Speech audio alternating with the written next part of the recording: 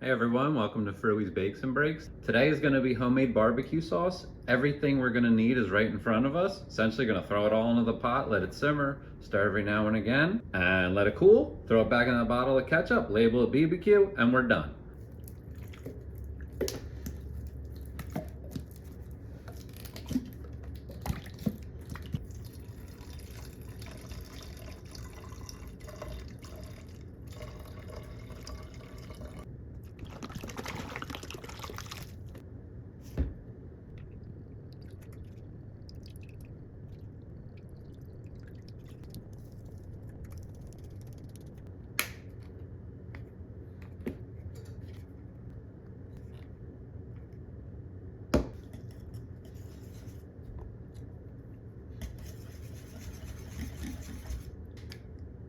We're about 15-20 minutes in at this point. This is what it's going to look like for the next couple hours. So again, that's that. We're going to let it go, mix it once in a while, and that's that. Popping in for a quick update. So we're like 45 minutes in. Yikes. Be careful when you stir like that. The tomato, the ketchup will kind of like solidify on the bottom of the pot, and that can kind of boil out of nowhere like a little volcano.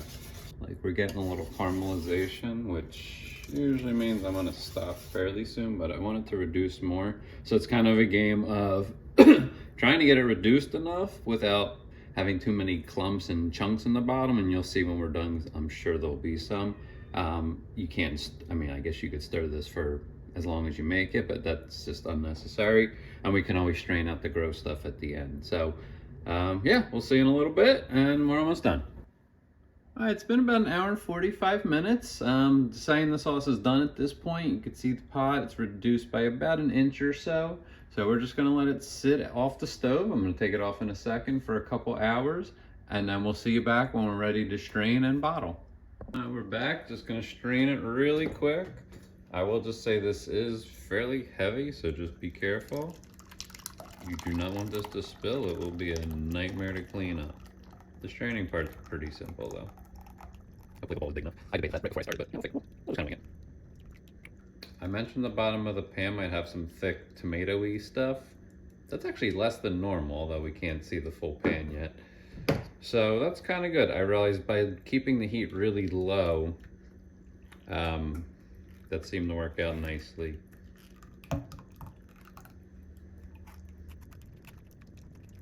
Almost done.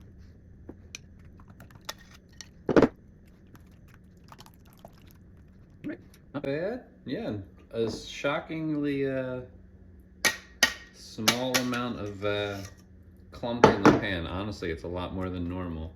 I'm sorry, it's a lot less than normal. So this worked out pretty nice.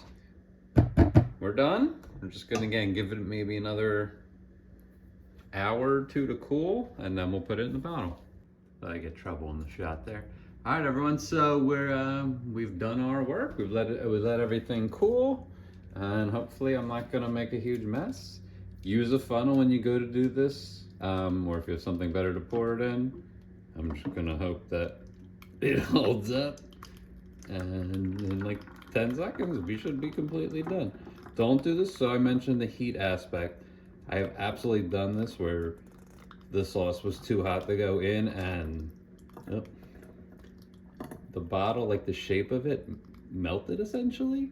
And for months I had to deal with a ketchup bottle that had the bottom was the bottom of it was essentially like puffed out, so it never sat right in the fridge. And for someone like me, that drives me absolutely nuts. So try to be patient if you can. Oftentimes we'll have some leftovers.